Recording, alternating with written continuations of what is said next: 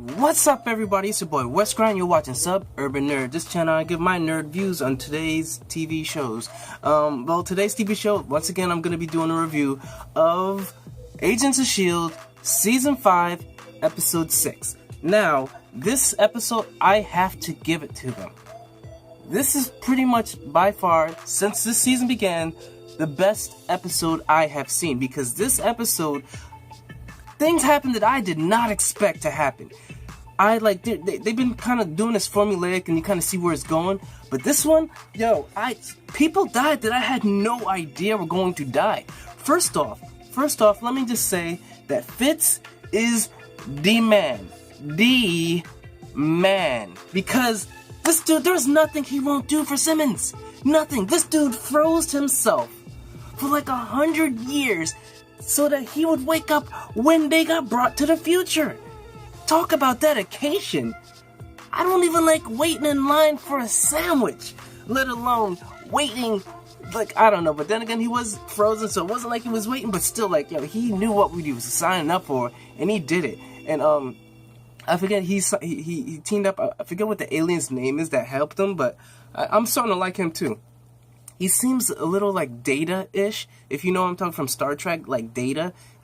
He seems like Data, as far as emotionless, kind of. But I still like him. But Fitz, he comes off, and then the guy that, let's just call him Data, even though that's not his name. But he gives Fitz the identity of one of those not scavengers, but basically one of those very, very bad guys in space that is just well known for doing bad things and has a lot of money. And Fitz's plan is pretty much to buy Quake, Daisy, and save his friends, along with, getting his true love, Gemma or Simmons. It works out. Like, he gets there, he gets to meet her. There was this moment where he actually proclaimed his feelings and was like, will she marry him? But she had that thing where she can't hear nobody until they allow her to listen, which is pretty cool.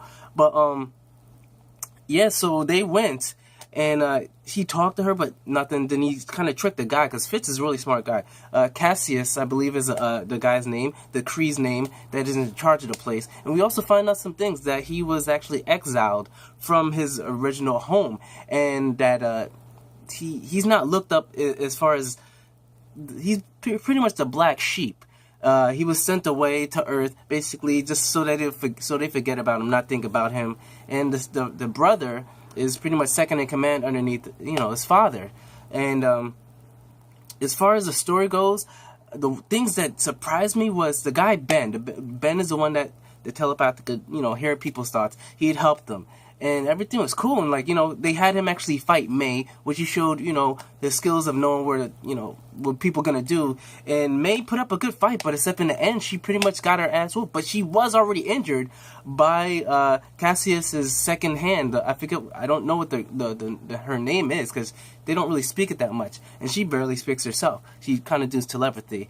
But he had she actually fought May before and injured her, when actually May was already injured, because she was shot in the leg or stabbed in the leg.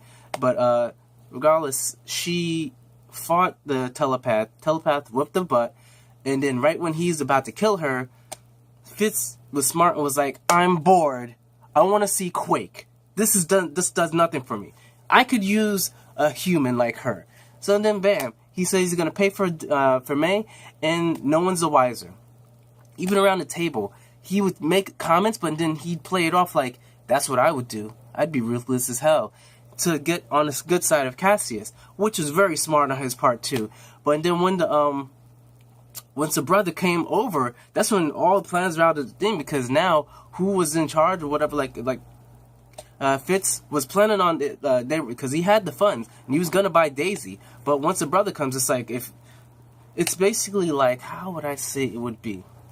On a level, it's like you had a lot of money, you won the lottery, you won $100 million. You're like, yes, I can buy anything I want. You go to an auction, they tell you, yo, you got this. Then what happens? The dude from Facebook rolls up and was like, I'm gonna probably bid on that. You ain't got no chance, bruh. No chance. Billions of dollars? Facebook? You got your measly 100 million. That's nothing.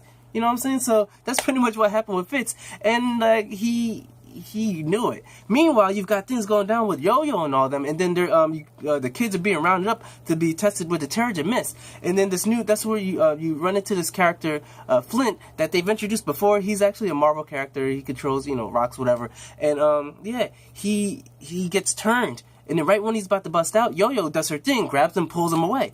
And then they're like, what happened to him? Did he disappear? So then they're all on a search. Coulson and the rest of them, they talk to the kid. And then while Yo-Yo is explaining to him, like, I know this is new power. Maybe it hasn't manifested yet, but we can work with this. That's when the guy that's in, pretty much a slave trader or whatever, that has collars and bracelets on all of them, he listens in and, like, locks them all up. And then that's when things starts to get cray-cray. And the dude was threatening the kid. The kid made some rocks. Bam! Killed him. And then that was someone, he might not have liked him, but he did work with him, and he did know him, and he just killed someone for the first time. So the dude was shocked. So I'm like, I could definitely understand that. And now I don't know where it's going to go, but the friend, the female friend that was helping Agent Coulson and all that, then she gets killed. And I'm like, what? I thought she was gonna be alive through this whole thing. She's hung and with a knife in her, like, as a warning to everybody. I'm like, damn, like they killed everybody. And then the dude Ben, the telepath, because they knew that he lied to them when they were reading Fitz in Quake's mind, and then to make an example of him, they kill him. So I'm like, damn, everybody dying. And that's one thing that's crazy. I can sort of see why people like. Game of Thrones. Because apparently a lot of people that I've never seen it, I know, shame on me. My nerd card is handed in. But this thing, it wasn't people that were that much important, and though they were new, but I thought they were going to stick around for a lot longer than this. They're only on episode 6, and they're killing off people that I thought would have been staying through pretty much through the whole thing. So I don't know where they're going to go, but I like it, But all that's going down, like I said, then you've got the fight with May. That's going to be, okay, you're like, who's May going to fight? The brother's like, no, she's not going to fight another human. She's going to fight a Kree warrior. The best Kree warrior we've got here. Your Kree warrior. And then that's when Cassius is like, well, maybe we should know. And then the guy's like, so you don't believe in it? So and then that's when he's put in a predicament, because it's like, he wants to sell Quake, so he wants Quake to win, so that the brother will buy Quake, and then that's where I don't understand. If your brother buys Quake, Daisy, what do you get? But, like, sure, you had something great, but the brother's gonna go back with the reward, and you're still stuck on that planet. So that's one thing he wasn't getting.